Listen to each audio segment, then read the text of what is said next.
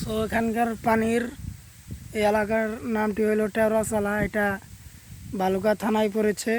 So এখানে কীরকম পানি হয়েছে সো আমি দেখাই দিতেছি ভিডিওতে। মানে পানি আল্লাহ রহমত করেছে যে পানি খুব কমই হয়েছে, কারণ পানি এই ক্ষেত্রে এক এক রাইতে আর কি, আজকের রাইতেই এরকম পানি ছিল, পানি বেড়ে গিয়েছে।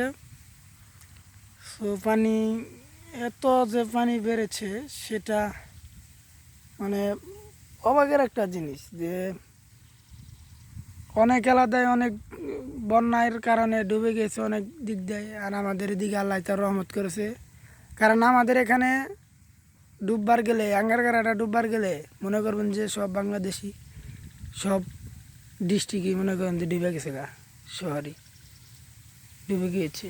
মনে করেন যে এইটুকুই ভিডিও, 1 মিনিটের ভিডিও, বেশি নাই।